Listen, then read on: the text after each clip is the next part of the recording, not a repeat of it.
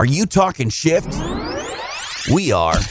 It's time for the We're Talking Shift podcast. Now. Here to talk shift, Loree Bischoff. We're Talking Shift. Hello, everyone. I'm Loree Bischoff. Welcome to the We're Talking Shift podcast, where my guest du jour and I talk shift because, yes, the antidote to feeling stuck begins in our minds with a shift in our thinking. My guests all have at some point in their life gone rogue and made a shift that altered the course of their life. And talking about those radical shifts and how they ultimately changed their lives for the better is what I'm passionate about sharing with you, in the hopes that you'll be inspired to go rogue from time to time and make some awesome shifts happen in your own life. Today's Going Rogue guest is my friend and former co-host, Candice Parisi. I'm so excited to have her back. Now, for those of you who don't already know about Candice, Ms. Parisi has been a leading professional intuitive for over 25 years. At one time, she actually owned a very successful psychic store inside of Universal Studios in Hollywood. Currently, Candice devotes herself full-time to being a professional psychic, an intuitive teacher and counselor, and she's also a hands-on healer. Like myself, Candice knows that personal empowerment begins inside a person, and she has made it her life's work to help others unlock their ability to see their authentic selves, to tap into their own intuition, and successfully reach their goals. Candice, hey girl, how are you? Hey, I'm so good. I'm so glad to be here. Thank you for having me on. Of course, this is fun. This is like old times. I know. We've known each other since we were babies. No, well, that's not true. Yeah, in another lifetime. In another lifetime. Babies in another lifetime. We've known each other for 700 years. Yeah. I think so. Old souls. So are you ready to talk shift with me today? I can't wait to talk shift with you. Mm-hmm. Yay! What's the newest and latest shift in your life? Oh, dang. Well, you know what I'm doing right now? They're mushrooms. I'm doing mushrooms. Yeah. Let's clarify, shall we? Yeah. No, I intake now every day, every morning, about 12 different kinds of mushrooms. I have all of these, have this giant suitcase of mushrooms, and they're different powdered kinds. There's I don't know, there's a mushroom for everything. There's mushroom like lion's mane, and they're all like tiger claw, and these big bold names of these exotic mushrooms that grow all over. Mostly they grow in shit, I think. Oh, okay. Okay. Oh, can we bleep? Can we bleep that? Can we bleep that? It's Candice. Get the bleeper button ready. So. Get the bleeper button ready. Yeah. And so, but they or in trees, or they're just fungus. And my sister got me turned on to taking mushrooms. I'm drinking mushroom coffee right now. It's coffee made of mushrooms. She's got me all hooked up into mushrooms right now. Not the psychedelic kind. I can't handle that. But the not psychedelic kind. So so tell me, what's the point? I know that there are supposedly mushroom teas and mushroom this and that, like you say, supplements that have nutritional value. Is that the deal? Is there a specific thing that you're trying to manage with all of this high mushroom intake? Yeah, well, I think that each mushroom has its own thing that it does. One is good for your digestion. One's good for your immune system, blah, blah, blah. Okay. I'm not sure if that's true at all or if there's science behind that, but it's supposed to, I started taking it because it's supposed to help you be alkaline, and I'm trying to be less acidic and just have my inner atmosphere be a little sexier. Your inner, because that's important too. Sexy inner. I don't care about what the outside looks like. Fuck the outside. The inside needs to look amazing. And so I'm working on that. I'm cleaning house right now. Gotcha. That's pretty awesome. Yep, our bleeper button is going to be on fire today. I can tell. Get your fingers ready, TJ. Get your fingers ready. Yeah. Oh, yeah. Well, okay. So yes, that mushrooms have, as a holistic nutrition coach, I'm obviously aware of the value of mushrooms for different reasons, like you just named. So I think that's pretty cool that you're doing that, and I think it's really good that we clarified what kind of mushrooms you were doing. Because I've heard things that like in the past where mushrooms. You have never ever taken it before, the psychedelic kind. No. Mushrooms like grilled mushrooms, sauteed mushrooms on pizza, but no psychic. Do they make you psychic? Is that how you became a psychic? Have you been eating mushrooms since you were a child? Let's talk about this. My mom put it in my bottle and pow, I'm psychic. No. they're no, psychic. I did do psychedelic mushrooms once. Just one time, and that was enough for me. I did it. I took some and then I got on a plane and had 2 stopovers, and it was the worst. The worst, felt like 1,000 years of my life. I don't know how I got to my mother's, but I was like, you know what I should do? I'm going to take these mushrooms and I'm going to get on a plane and go see my mom. And wow. Like, I'm going to have these stopovers and I'm going to have to sit in the airport for hours and freak out. And it was awful. So I just never did that again. Okay. Well, that's actually a really good going rogue story there. Yeah, it is. I really went rogue there. But no, it doesn't make me psychic. No. Okay. It really doesn't do anything for me, but just freak me out. Yeah. Yeah. Okay. So if you're going to go rogue, don't do it with mushrooms. That's the whole point. Or on a plane. Yeah. Don't do anything on a plane. Okay. Yeah. All right. Yeah. All right. So seriously, though, you actually, all kidding aside, you really are an amazing intuitive. You have been for pretty much your entire life. So for people that haven't already heard about you or been familiar, with you or anything that we've done in the past, would you please share? How did this even happen? I mean, were you like born that way? Did you have to cultivate this? How did you become an amazing intuitive? And you're a professional intuitive. You're not like, the lady at the fair in a tent that's going to, tell you your long lost relative, left you an inheritance. Unless, of course, that was true. Right. So how do you want to know how I became the best psychic in the world? Is that what you want to know? Yes. Okay. Everybody wants to know that. Okay, good. So, hard brag. Best psychic in the world. How did I become it? When I was a kid, my mom took me to this, before I was even a teenager, my mom took me to this like little tiny church. And she said, come along with me. And I was an angsty little kid and didn't want to do what she had to say, but I did it. And she took me to this tiny church. And when you walk in the door, you hand, the lady at the desk $5 and you have a seat. And so we did that and we have a seat. And mom's like, just go in there and see what you think about this. I've been coming here for a while. It's pretty awesome. And I was like, this is bullshit. Like, I was like, this is some hot bullshit. This is not something I'm even interested in. And I was more into all sorts of other things besides anything that my mom was into. And so I rebelled as I sat there. And then they called my name and they brought me into this room. And the room had like 7 little tiny very, very old ladies, like the oldest ladies I've ever seen. And I went in there and they closed the door and I sat down and I was freaking out. I was like, oh, geez, this is some crazy shit my mom got me into. And the littlest, cutest lady just took my hands and said, can I talk to your angels? And I was like, oh, shit, what is this?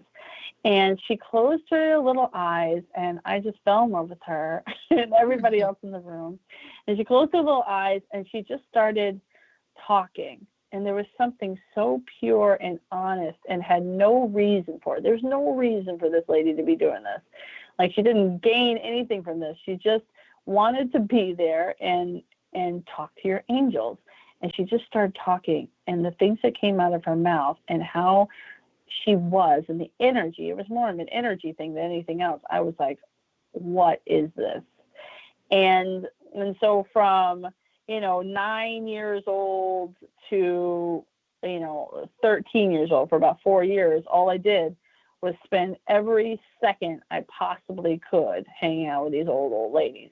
Mm-hmm. So let me ask you a question. One of the old ladies. Yeah. Oh, yeah. So before you go on, what I'm wondering, I don't want to lose the question, Mm-hmm. is, do you think that your mom brought you there initially just for fun, just to see, what would happen and what you thought about it? Or do you think that she saw something in you that, could be cultivated and she thought maybe this was the way to do it? Or was it just random?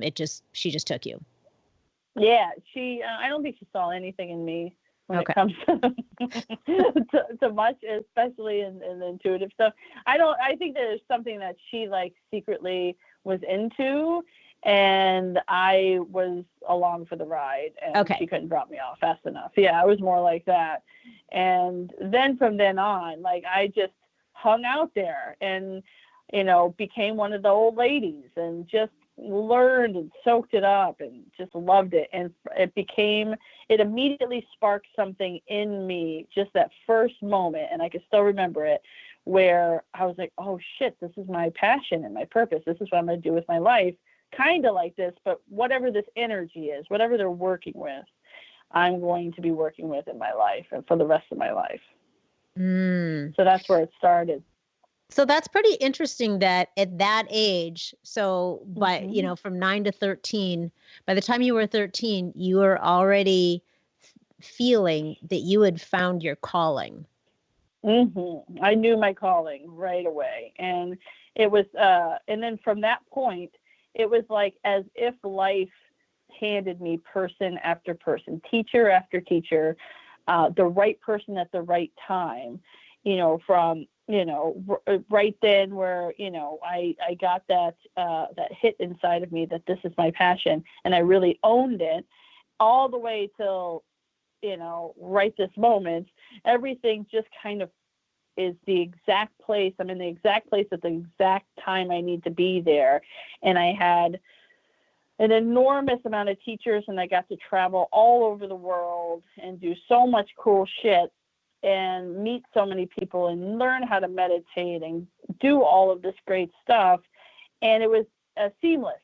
It was something, it's out of a dream. Like, my life has been, there's rockiness to it too, but that's part of it. And I don't know, I just feel very grateful every single day for my intuition. That's so cool. That's so cool. Mm-hmm. So is there a difference between being psychic and being intuitive? Do they mean the same thing, or do people interpret them differently? What is your take on that? Yeah, well, I think it's the same. I think mostly psychics are people who practice being intuitive for a living. Psychic has a really fucked up stigma around it, and so for a long time I said intuitive counselor. I think you and I had a conversation where I was like, I need to stop using intuitive counselor and just say who I am, kind of deal, and start talking about being. The word psychic has a lot of negative around it because of Miss Cleo and gypsies and witches and whatever else you can come up with in a movie. Yeah. And, negative things that people have experienced. And so I didn't want to subscribe to that word. But then one day I just said, screw that. That's who I am. And I will refurbish the word. I will make it into a word that's filled with integrity. Oh, I like that. And truth. Yeah. Yeah. I like that. Yeah. And you are the one to I'm do up it. to. I love that. Thanks. Yes. Thanks. So, okay. You kind of touched on it a second ago when you said, you were talking about how, you're always in the right place at the right time, and that you've been all over the world. So is that why you are a traveling intuitive? And, your website and you are billed as the traveling intuitive. So tell me about that. Where did that come from? Yeah. And so for the past, 26 years or so, I've been working full time as an intuitive, a psychic for people.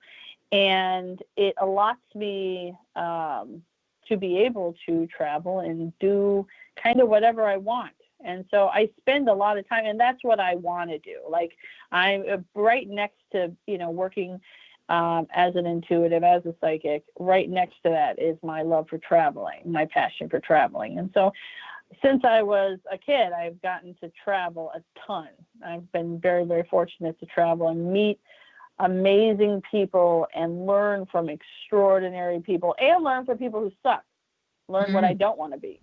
And, and be able to be in the presence of a lot of really cool individuals, and taken a lot of cool classes, and grow, had a very nurturing environment around me throughout the whole world, helping me develop and grow and be very confident inside of my intuitive gifts. So who would you say, is there anybody that, like one or two people that really stand out that you would say were your greatest teachers, or that you learned the most from, or kind of advanced the most from? Is there anyone in particular? Yeah, definitely. And besides the ladies that I hung out with from, as a child, who are dear to my heart, there's a woman, her name is Kiara, and she lived in St. Petersburg, Florida. And I would hang out with her. She's very eccentric, which I love. And she has this very natural life. She's an older lady, and she didn't. When you were around her, you felt like you were in a different. First of all, you felt like you were the only thing in the whole wide world. And so she has people from all over the world that wants to hang out with her. But when she was with you, she was present.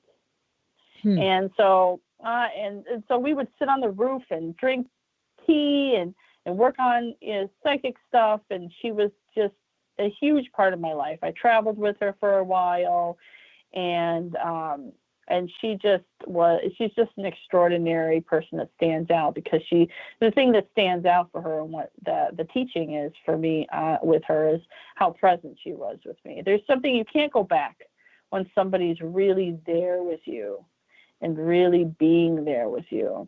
And so with Kiara, she's definitely on the top of my list of teachers, just because she didn't have an agenda. Her agenda was to, help me grow as me, and not just, I'm just the next person in line type of thing. And we became great friends over time. And then, a teacher in my life that is unusual is hospice. That's the same thing.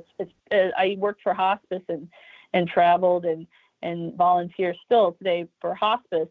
And there's something about that last moments in life, part of your life, that is very present and very loving and kind. And it's just, I think that all of my intuitive abilities stem from the truth, and stem from kindness, and stem from being really, really present. And so those are the teachers that stick out. There's a lot of people that taught me a lot of great stuff that I use maybe, but at the end of the day, I became my own teacher, and, took all those bits and pieces, and here we are.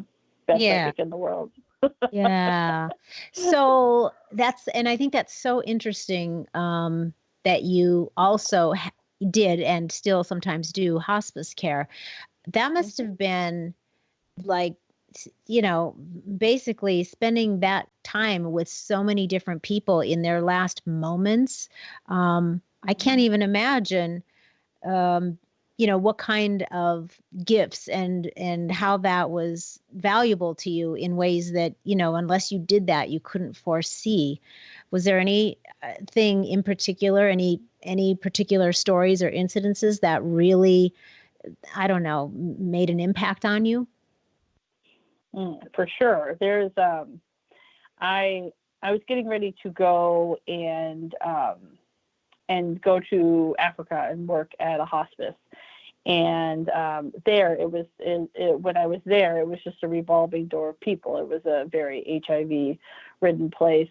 And before I left, the hospice I was volunteering for said, hey, we have this young lady. She's, she's kind of, I think you'll really like her. Do you want to volunteer with her before you leave? You're leaving in a couple of weeks, but I think this will work out. And I said, of course.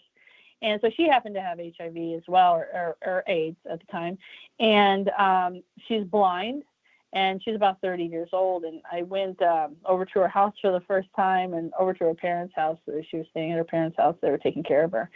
And she was really weak, and we were talking for a while, and my job was to just hang out. And so we were talking for a while, and she didn't feel like she didn't know, she expressed that she didn't really know why she was alive anymore. She really didn't know why she was in the place that she is. And so during that time, she was like, you know what I love? Beads. Like, she kept talking about beads.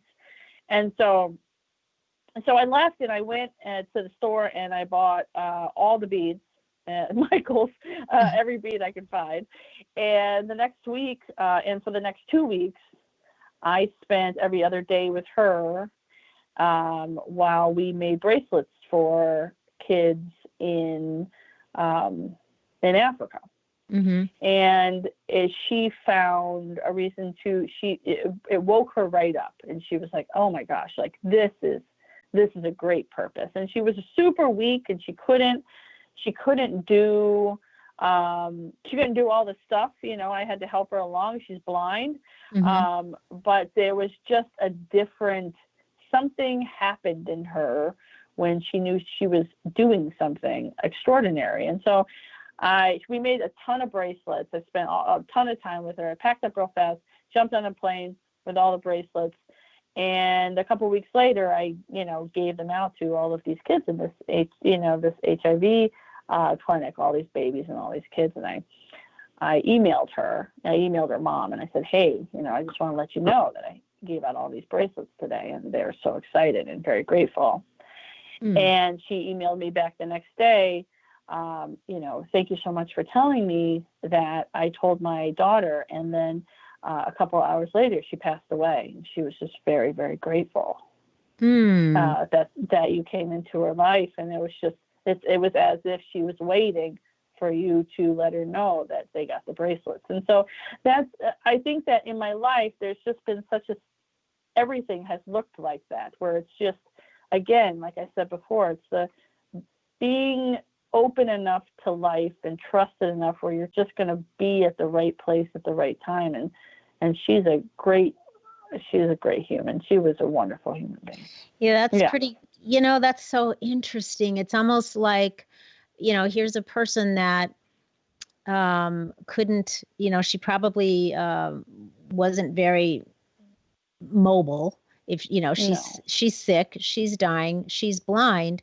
And it seemed like being able to, even in that state, do something that was contributing in some way to somebody by making bracelets, she could still do that in spite of all of the other things that were happening to her. She could still do that. And then when she knew that her contribution was, being put out there and somebody was receiving something that she had to offer, that then she was good to go. Mm-hmm. Really? Yeah, it was.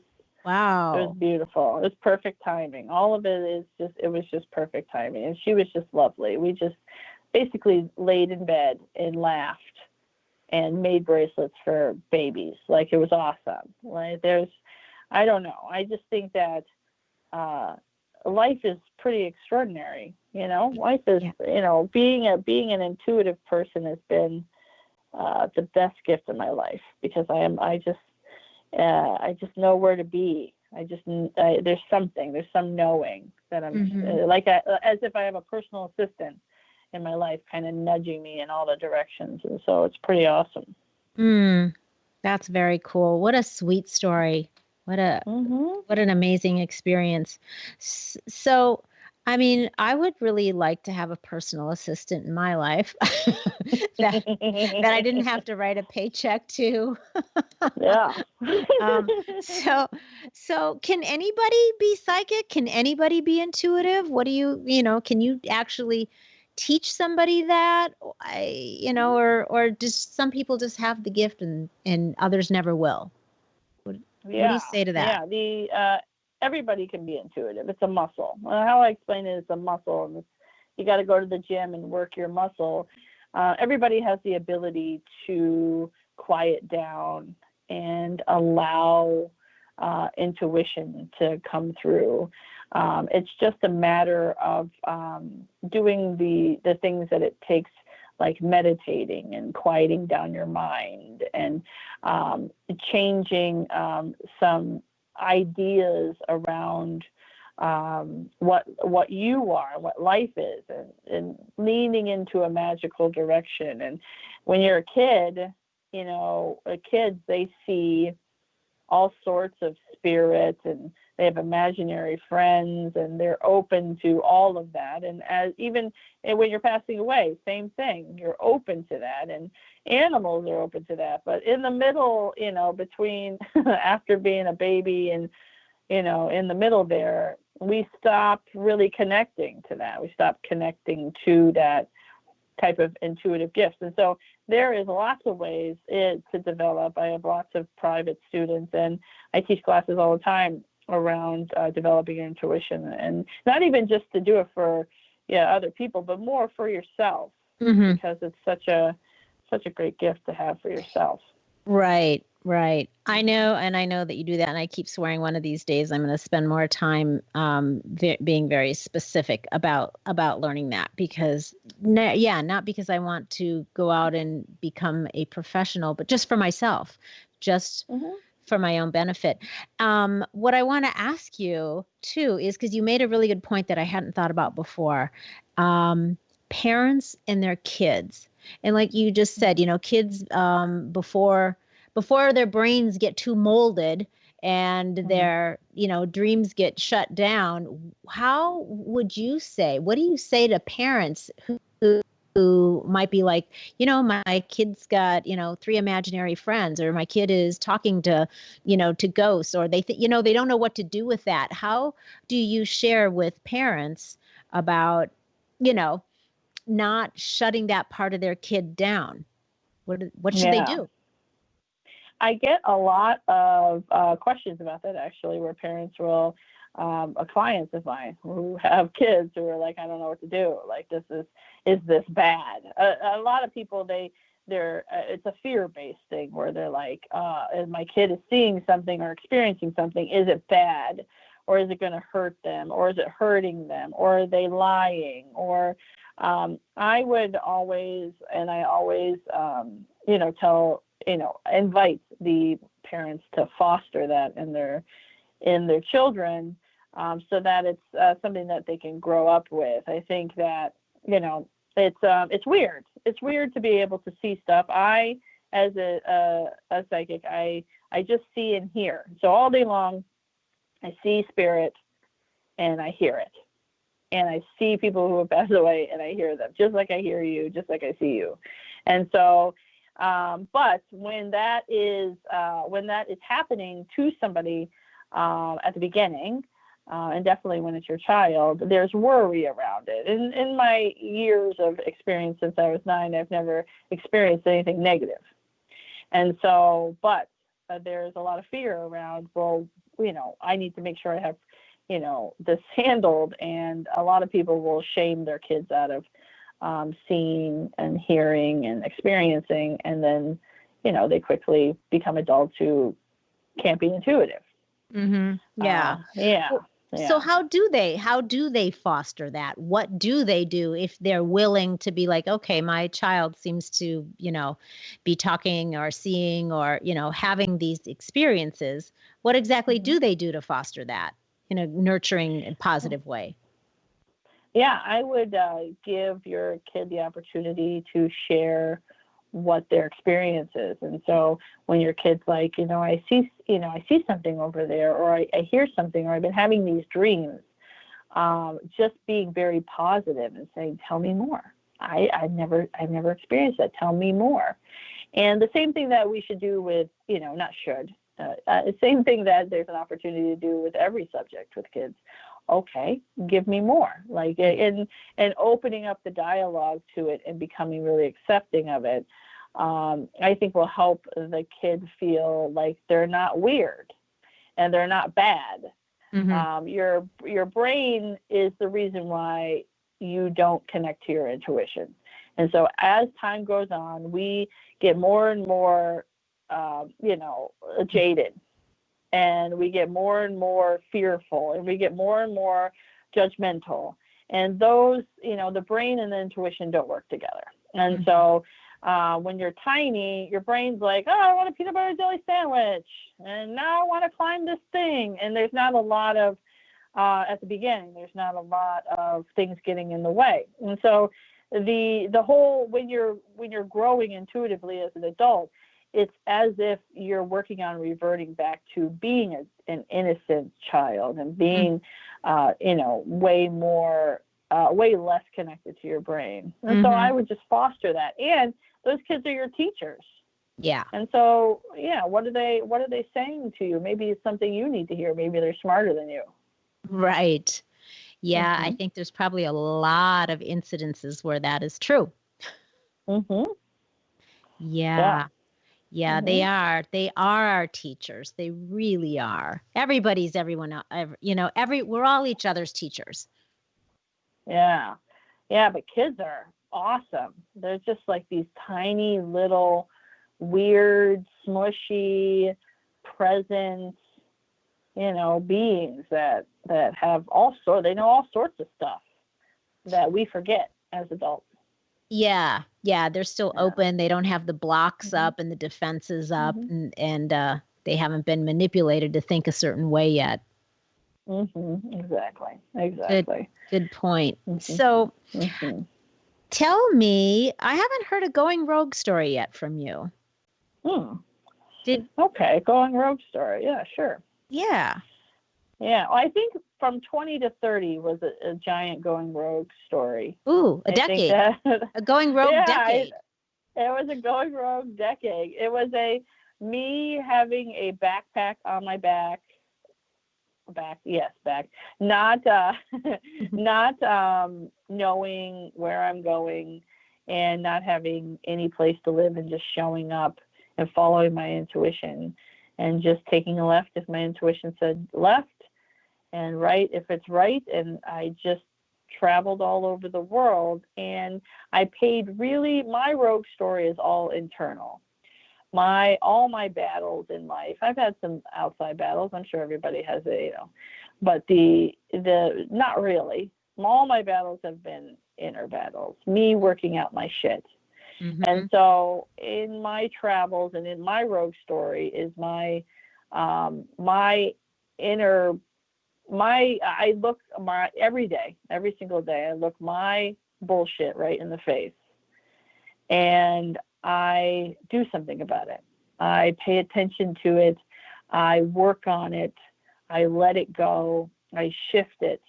And so as I was traveling 20s to 30s, there was things that would come up, and I would be embarrassed, or I would be scared, or I would feel sorry for myself, or I would feel ugly, or all the human stuff.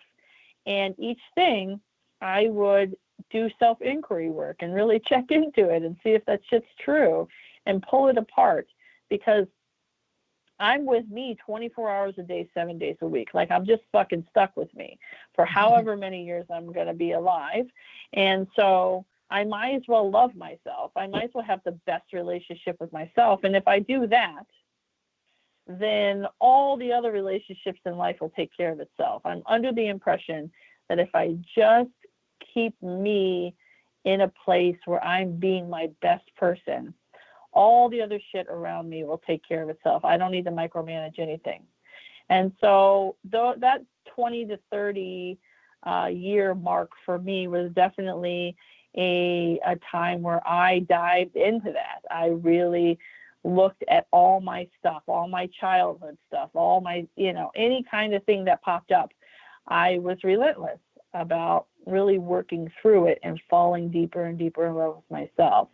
And so when those, when I turned 30, 31 and I set my backpack down, and I, at the same time, I was setting down, for those 10 years, a fuck ton of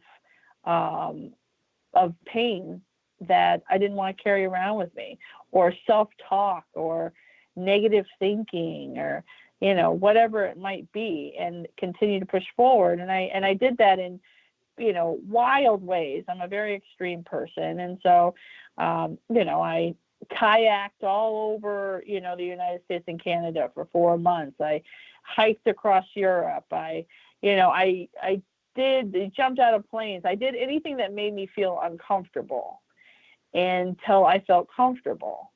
And I didn't get trapped up by fear. By the end of it, I really let go of the idea that I need to be kind of confined inside this prison of fear. And each thing that I really thought, like I was very fucking sure that this is going to kill me, or I suck, or this is going to be terrible, or I can't trust the situation, I can't trust myself, I'm not good enough. Each time I confronted it, looked it right in the face, and really gave it a moment to just observe it and then do it anyway, show up anyway, the fear was always lying. Your brain is always lying. It's always just trying to help you survive, right? And so it over-exaggerates. So I ended my my 10 years of roguing not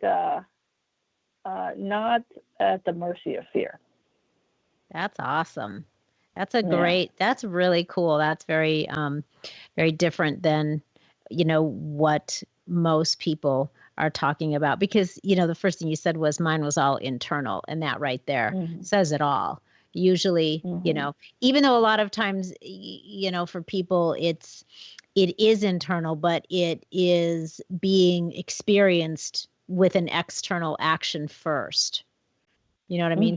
There's like maybe a little internal nudge, and then the external action happens, and then there's the, the result, and then the epiphany or the learning from that. So it's almost like a different order it seems like it happens for a lot of people.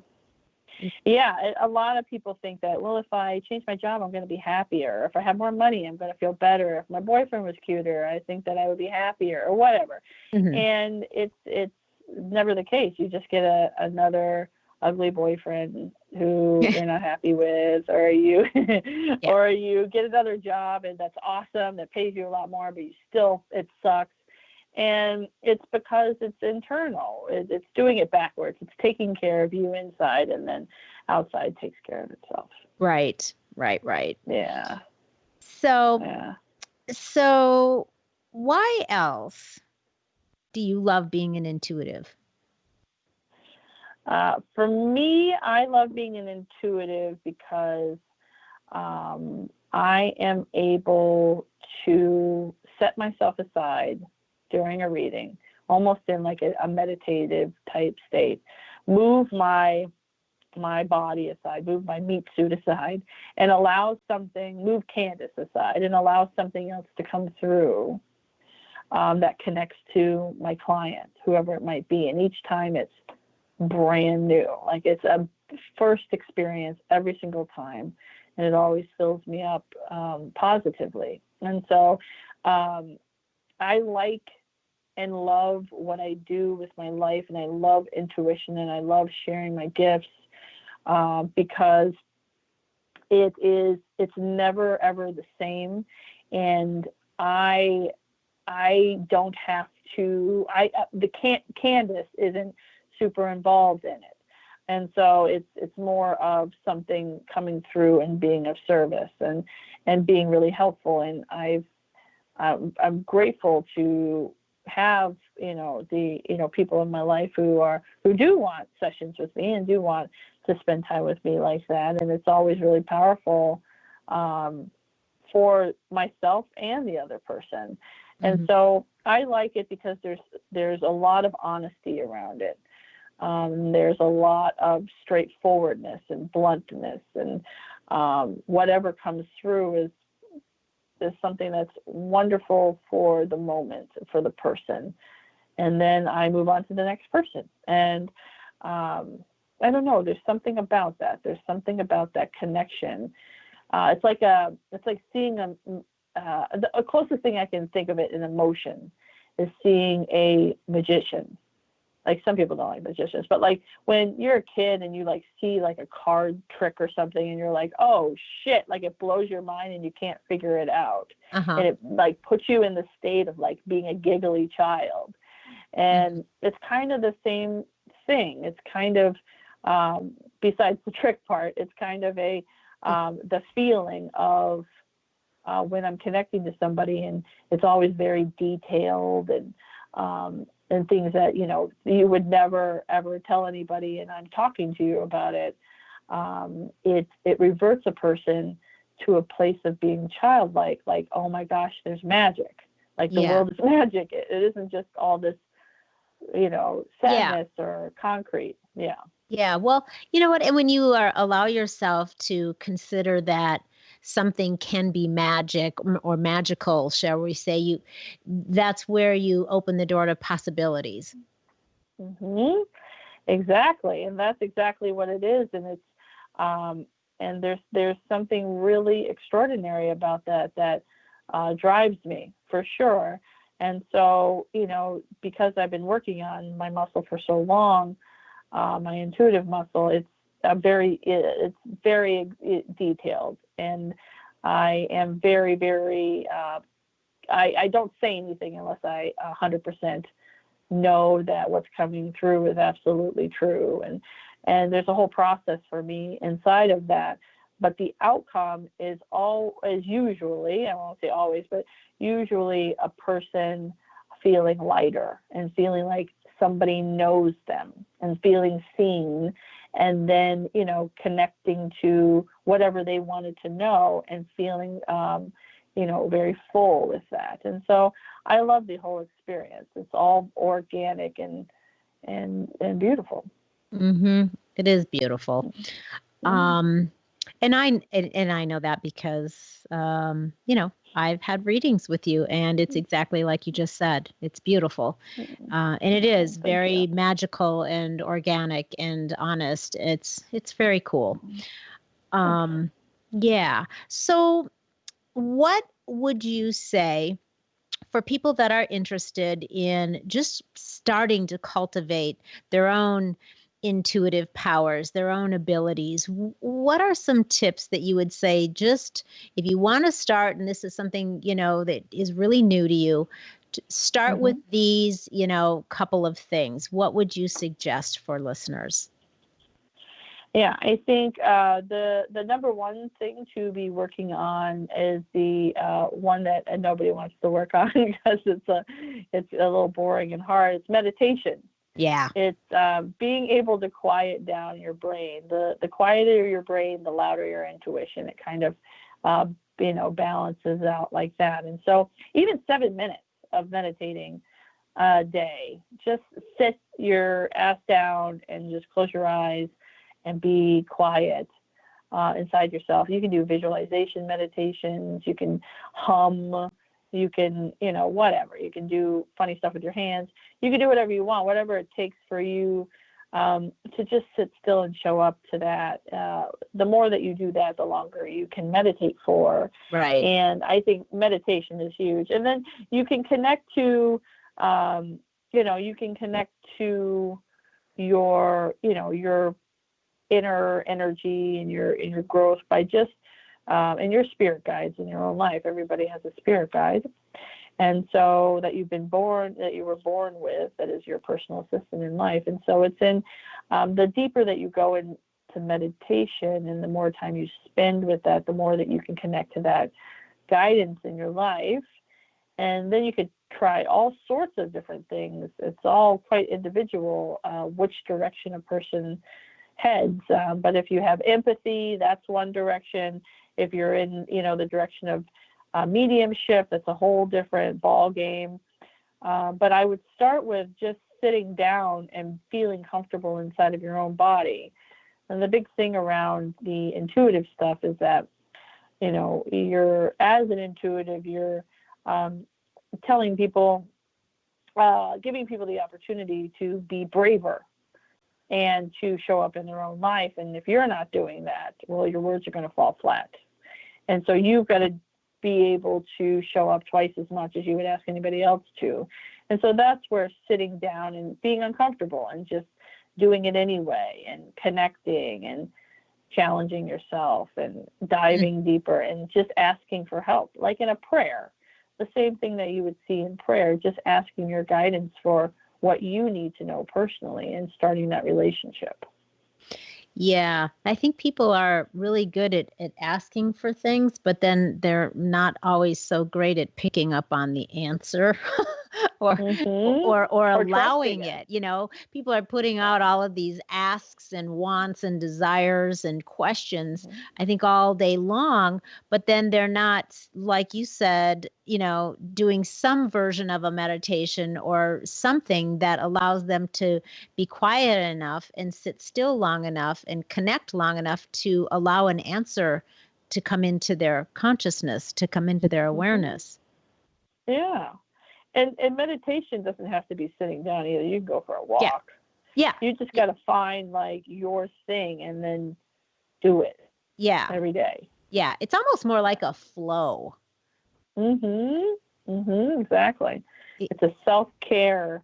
It's like a, meditation is more like an inner massage. You're like figuring out, what feels right in you besides what your brain has to say, because your brain's a jerk mostly. Yeah. Most of the time. Yeah. He tells you all sorts of stuff. Yeah. And it's not necessarily true. Right. Not necessarily true. Yeah. Yeah, it's not always true. It's been conditioned, for every minute of the day since you were born. Yeah. Yeah, totally. And so it's not trustworthy. It's not but I can tell you that my intuition has never steered me wrong. I've never been in a position where I haven't trusted that. And so I stick with it. I stick with it. I have a very strong relationship with it, and anybody can have a strong relationship with it. It's just how much time you invest in that intuitive gym and work that muscle, and the stronger it'll grow. Yeah, that's great. Great tip. I love that. Awesome. So, okay, I have one more question that I want to ask you, but before I ask, would you please tell everyone where they can find you and your services? Where can people track you down, my dear? Sure. Yeah, definitely. I am at www.travelingintuitive.com. That's where you can book a session with me, a private session with me. And I'm on Instagram too. I'm Traveling Intuitive at Traveling Intuitive on Instagram.